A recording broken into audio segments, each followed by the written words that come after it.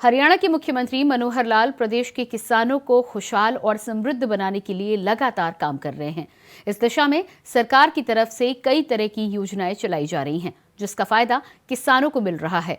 खुद उपराष्ट्रपति जगदीप धनखड़ भी मनोहर सरकार की किसानों के लिए किए गए कामों की तारीफ कर रहे हैं। देखिए एक रिपोर्ट।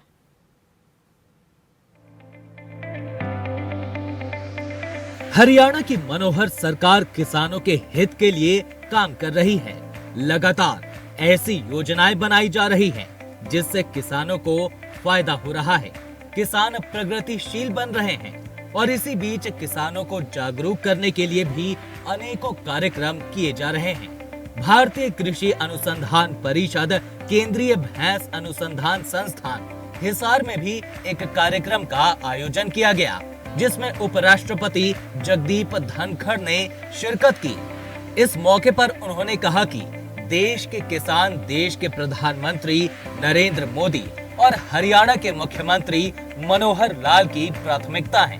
इस दौरान उन्होंने कहा कि देश का किसान मजबूत हो, समृद्ध हो और जब देश विश्व गुरु बने तो विकसित राष्ट्र बने। इसमें सबसे बड़ा योगदान किसान का हो।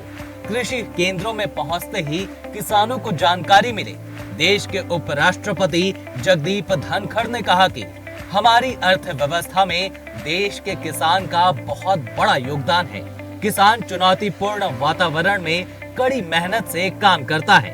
एक जमाना था जब अन्न की कमी इतनी ज्यादा थी कि अन्न बाहर से आता था। लाल बहादुर शास्त्री जी ने जय जवान जय किसान का नारा दिया। पूर्व में हम कहाँ थे और आज हम कहाँ आ गए हैं, ये सब हमारे किसानों की मेहनत का ही परिणाम है। अगली बार जब यहाँ आऊंगा, लंबे समय के लिए आऊंगा, मुझे ये परिसर बदला हुआ नजर आना चाहिए। किसान को लगना चाहिए कि मैं इस परिसर के अंदर घुसता हूं तो जानकारी मिलेगी, देखने मात्र से जानकारी मिलेगी, चर्चा से जानकारी मिलेगी, लिटरेचर से जानकारी मिलेगी, स्लाइड से जानकारी मिलेगी, दुनिया में क्या हो रहा है ये पता लगेगा। जब किसान की हम इतनी सेवा कर पाएंगे तभी अपने को संतोष होगा। और 2047 में माननीय मंत्री जी ने कहा कि हम 5वीं आर्थिक महाशक्ति हैं। 2030 तक हम तीसरी महाशक्ति हो जाएंगे। जापान और जर्मनी को पीछे छोड़ देंगे। पहले हमने इंग्लैंड और फ्रांस को पीछे छोड़ा था, उससे पहले कनाडा को छोड़ा था। 2047 में भारत विश्व गुरु होगा, विश्व की सबसे बड़ी शक्ति होगा, विकसित देश होगा। और इस हवन में सबसे बड़ा योगदान, सबसे बड़ी आहुति अन्नदाता की होगी, किसान की होगी, किसान परिवारों की होगी। किसान परिवारों को आज सामूहिक रूप से मेरी बात पर चिंतन करना चाहिए, सोचना चाहिए। कितनी अपने चुनौतियां हैं। हम तो जन्म से चुनौती देखने वाले लोग हैं, जन्म से चुनौती को फेस करने वाले लोग हैं। जब बिजली मिलती है ना, तो किसान को रात को दी जाती है। यह मैंने तब से देखा है जब से मैं बच्चा था, पहली बार बिजली आई थी। उद्योग को दिन में भी मिलती है। अब हालात बदल गए। 10 साल के अंदर किसान प्रधानमंत्री जी की 1 नंबर की प्रायोरिटी है। वो किसी भी प्रकार ये नहीं चाहते कि किसान मजबूत नहीं हो। उनकी उम्मीद है, आशा है और मुझे कॉन्फिडेंस है कि किसान के बारे में जो उनकी सोच है उसको हम सब मिलकर सार्थक करेंगे, मजबूती से करेंगे और एक बड़ा बदलाव लाएंगे। और जो सहकारिता विभाग नया बनाया है उसका भरपूर सबसे ज़्यादा फायदा किसान को मिलना चाहिए। यहाँ के विद्यार्थियों को जाकर यही करना है। इससे पहले हिसार में ही अक्टूबर के महीने में कृषि मेले का आयोजन किया गया था, जिसका मुख्य उद्देश्य किसानों को जागरूक करना था, कई तकनीकों के बारे में बताना और प्रगतिशील किसान बनने के लिए प्रेरित करना था। इस मेले के समापन समारोह में सीएम मनोहर लाल ने शिरकत की थी। किसानों को संबोधित करते हुए सीएम मनोहर लाल ने उनसे खास अपील भी की थी। सीएम ने कहा कि मुख्यमंत्री ने किसानों को फसल विविधीकरण अपनाने के साथ साथ फसल गुणवत्ता सुधारने की अपील की। एक समय था हरियाणा में बहुत अच्छी फसल नहीं होती थी, सामान्य मानो बाजरा होता था या थोड़ा चना हो गया गेहूं भी कहीं कहीं होता था, धान तो उस समय था ही नहीं। लेकिन आज पानी की उपलब्धता, धान भरपूर मात्रा में, गेहूं भरपूर मात्रा में, बाजरा तो आज भी होता है, कपास होता है, और विविधीकरण के नाते से इतनी फसलें, उन सब फसलों को हमने एमएसपी पर खरीदना शुरू किया है। किसान कई बार डरता था कि मैं फसल को दूसरी फसल बदल के बोना भी चाहता हूं, लेकिन हिम्मत नहीं होती थी, खरीदेगा कौन। हमने घोषणा की है कि आप फसल की बुआई अगर फसल बदल करके कोई और बोएंगे, खरीदार और कोई हो ना हो, और हरियाणा सरकार और उसका जो है प्रबंध करेगी, फसल की खरीद करेगी। पिछले दिनों में एक संकट ध्यान में आया हमें, पानी का संकट, कि जमीन के अंदर पानी बहुत नीचे जा रहा है, क्योंकि धान की बिजाई करने वाले लोग पानी को जमीन में से बहुत निकाल रहे हैं। पानी का हमारा संकट, पानी की कमी पर्याप्त हरियाणा में हम देख रहे हैं। हमने योजना बनाई कि अगर धान की बजाय आप दूसरी फसल पर आ जाते हैं, हम आपको 7,000 रुपया प्रति एकड़ ये पैसा देंगे। आपको कोई डर ना लगे कि कहीं फसल कम ना हो जाए। 7,000 रुपया प्रति एकड़, 1 लाख से ऊपर एकड़ का हर साल ये लोग धान कम करके दूसरी फसलों पर किसान बंधु आ रहे हैं। मैं उनको सबको बधाई देता हूं। जहां तक पानी का विषय है, हमको पता है इस पानी की लड़ाई हरियाणा में खूब लड़ रहे हैं।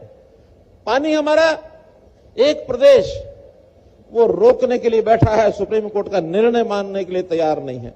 हमने अपने प्रयत्नों से सुप्रीम कोर्ट को अपनी लड़ाई लड़ करके और ये निर्णय दिलवाया, और मैं बधाई देता हूं, सुप्रीम कोर्ट का धन्यवाद करता हूं कि हमारी उस मांग के ऊपर सुप्रीम कोर्ट ने मोहर लगा दी है कि एसवाइएल नहर बनेगी, एसवाइएल नहर बनेगी।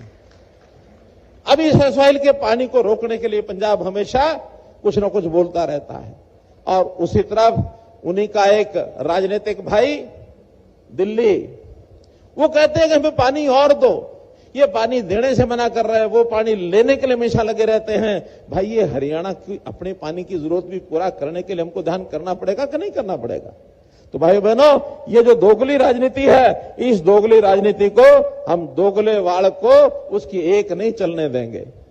ये दोगले वाल, यहां अगर हरियाणा की जमीन पर बात करनी होगी तो पहले हमारे पानी का हिसाब देना होगा, तब आपके हरियाणा की धरती के ऊपर बात कर सकते हैं, वरना बात नहीं कर सकते हैं। तो भाई बहनों, मैं तो आज आपसे इतना ही निवेदन करूंगा कि बहुत हमने प्रयोग किए हैं, फिर भी हमारा किसान यदि कोई सुझाव देता है, कोई नई उसकी आवश्यकता होती है, तो हमेशा तैयार हैं करने के लिए।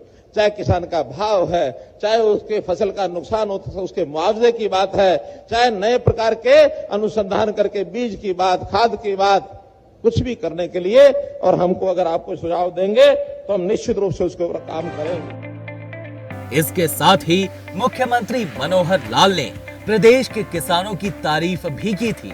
मुख्यमंत्री मनोहर लाल ने कहा था कि किसानों ने कृषि के साथ साथ दूसरे क्षेत्रों में भी नाम कमाया है।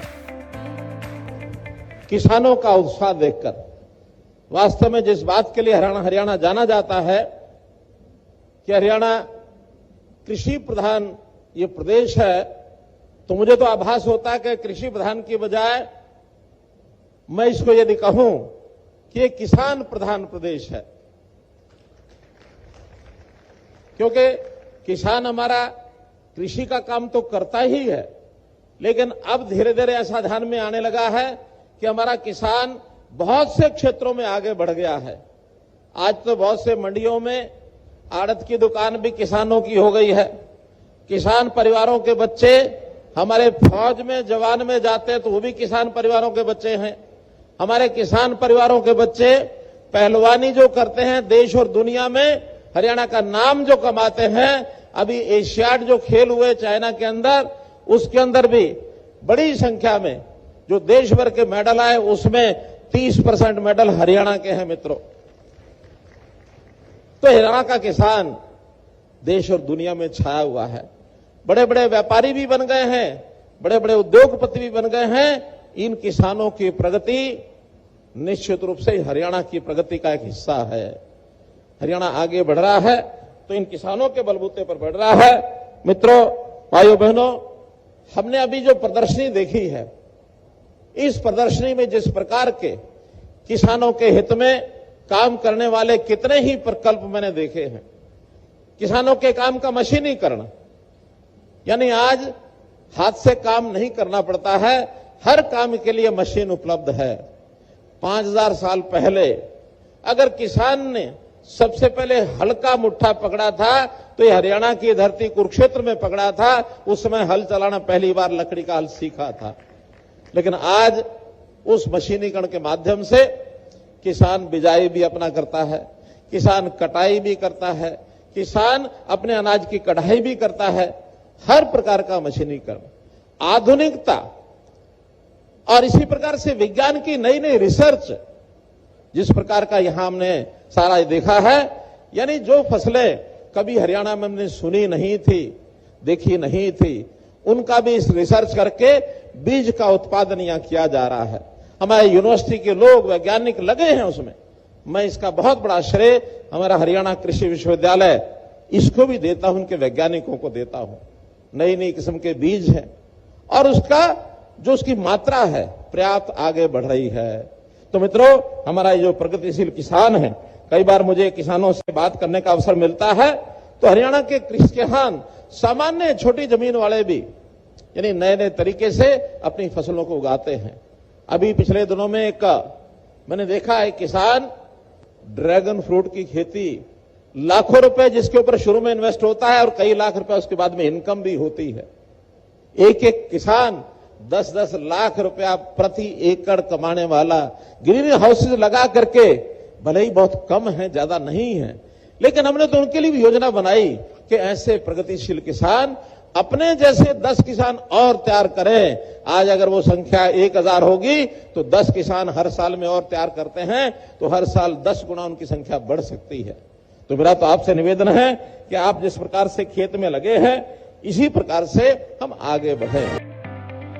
मुख्यमंत्री मनोहर लाल ने किसानों के लिए जो योजनाएं अभी तक बनाई हैं, जिस तरह से प्रदेश सरकार किसानों का बीज खरीदने से लेकर बुआई तक और फसल के बाजार में बिकने तक साथ दे रही है, उसे देखकर समझा जा सकता है कि मनोहर सरकार किसानों को फायदा पहुंचाने में कोई कोर कसर छोड़ना नहीं चाहती। Bureau report, India voice.